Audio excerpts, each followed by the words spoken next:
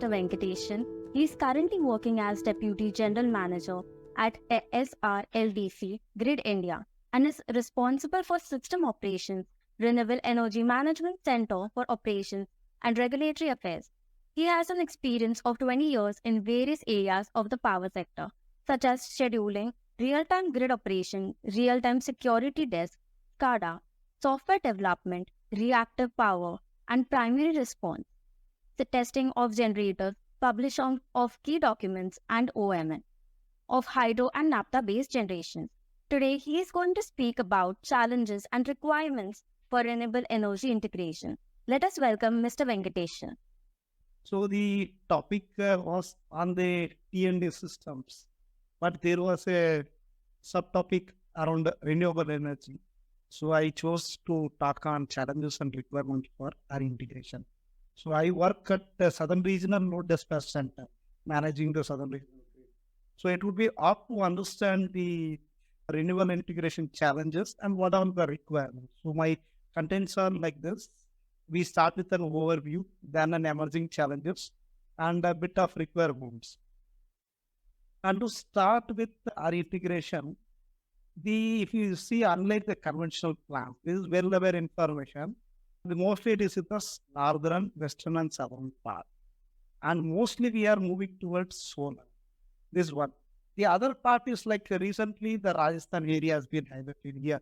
Around 50 gigawatt potential has more or less been explored over there. So this is one important point which we would like to say. And when you come to the installed capacity, we have one huge targets planned. So around March 2030. If you see this table, I am not going to the numbers. One interesting fact is we are moving towards PV.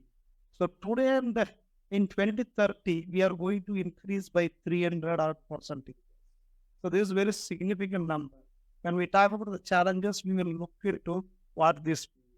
Of course, wind is also there, but we are scaling in around 100 per 130. So what are the challenges we have looking at this diagram? Is we have large RV cooling stations. We cannot just simply place anywhere. Our wherever nature permits us, we would like to go there. And another important aspect is these are all remotely located, mostly far from the node centers. So this will also be a challenge for us. We will see that. And there are long EHV lines which are required to transform. Now, this one interesting slide we will try to look at. What it is, we talk about the 3 levels of penetration, variable renewable energy. One in terms of the annual penetration, the another one is the daily penetration, and the third one is the instantaneous at a given point of time. What is the amount of energy met in the room? So we will, the more challenges for the system operators on the real time, which is the instantaneous thing. So for example, as on day, we can see few large numbers, particularly the southern region. Karnataka 132%, Andhra 81%, Tamil Nadu 77%. So looking at Karnataka, what does that 132% mean? That means if my demand is say 10,000, my RE source of generation at that given point of time was 13,200 megawatt. So my generation is more than the RE, so more than the demand. This is the lot. So we need to back down and other methods. So that is one challenge. But by looking at this, we can't simply say that RE can simply replace the conventional. I said in my opening remarks that we are looking at solar. What about in the night hours? Solar is not going to be there. So conventional are also going to stay.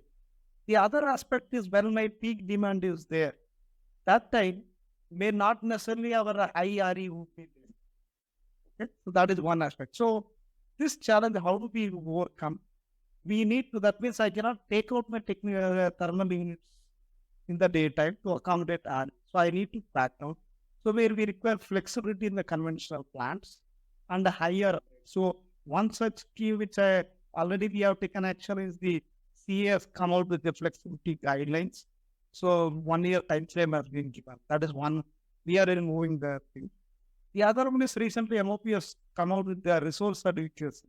That is one important aspect if you want to manage your generation. And yes, very important is the storage, battery storage and pump storage.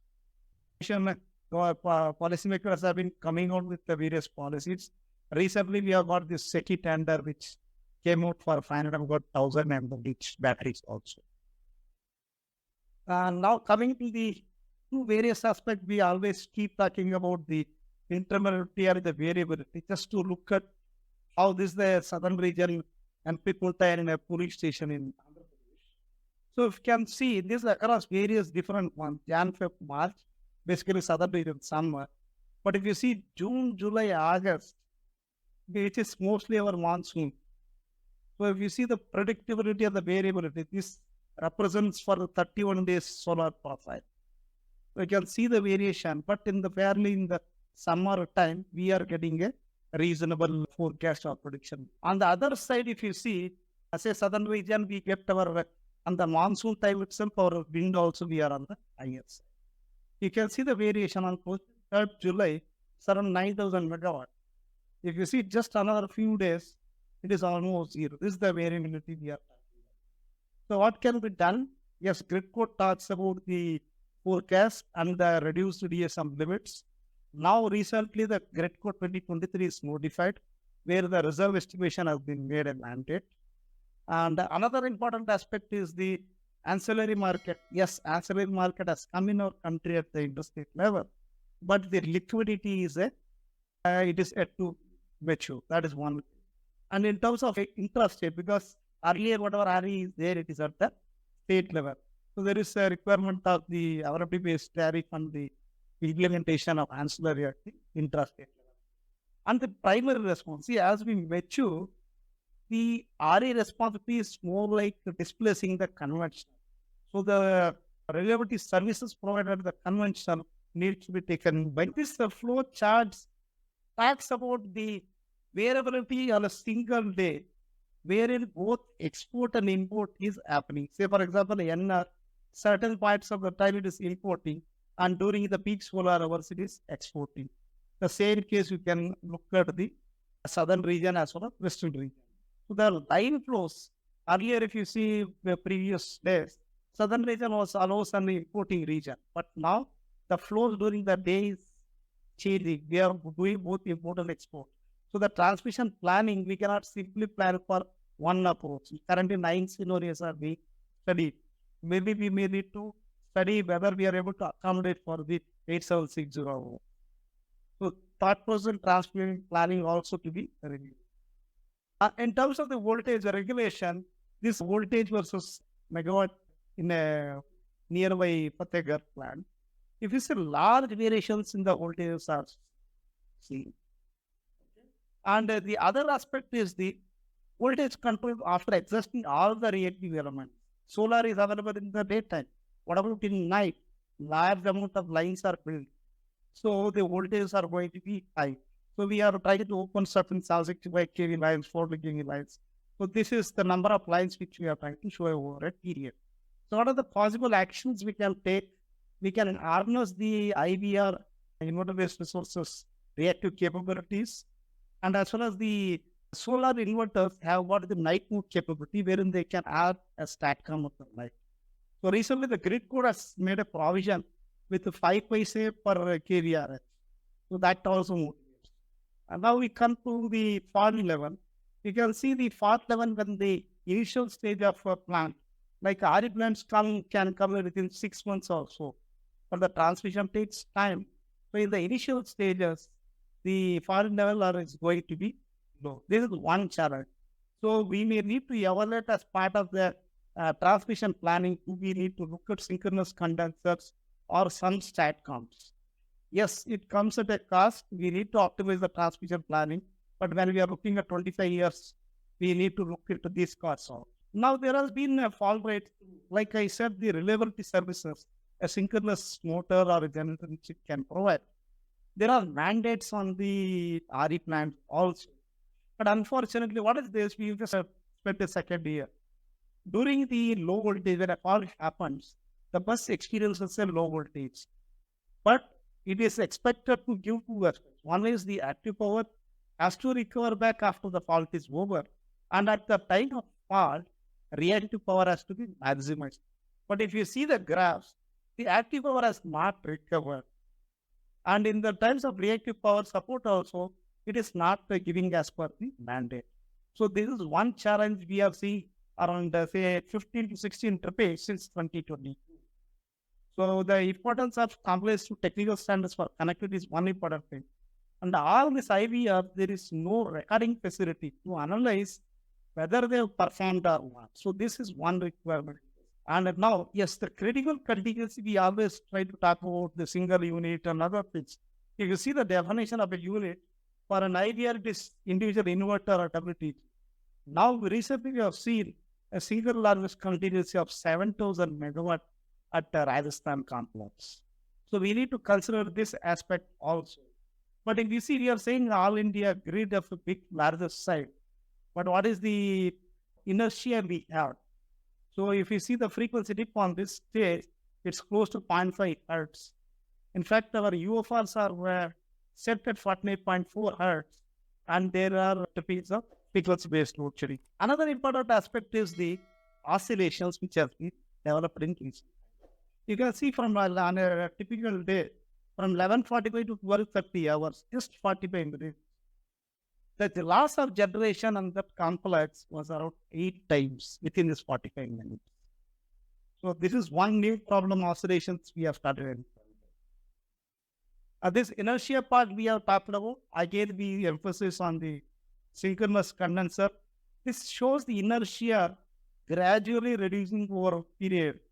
And in fact, by 2030, it will be on the decreasing trend.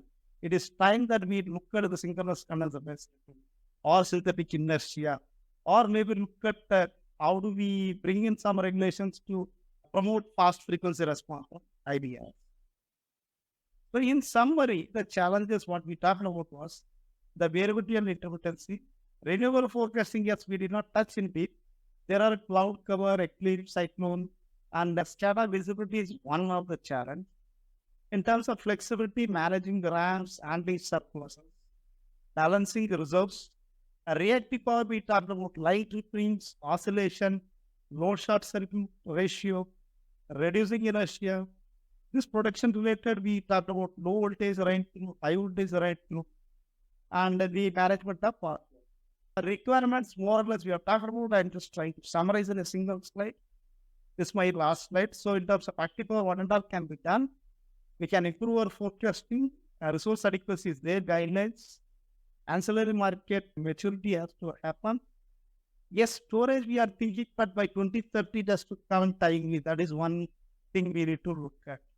And the frequency response, primary, secondary, are expected from RE also.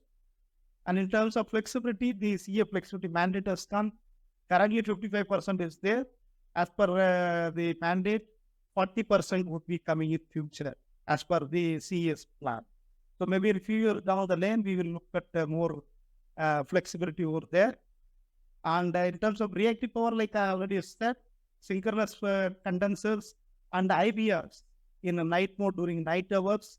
Now we have shown at southern region power and solar power, the capabilities we have shown on a 2000 megawatt or 900 MVR is available. We have explored up to 400 MVR. And yes, in terms of transmission planning, there is a recent document released by ministry for integrating 500 gigawatt plan. Only thing part we are trying to talk about is the timely commissioning of enforcement. We talked about field testing facilities. Yes, when I talk about the enforcement, we allow the first time integration using the model studies.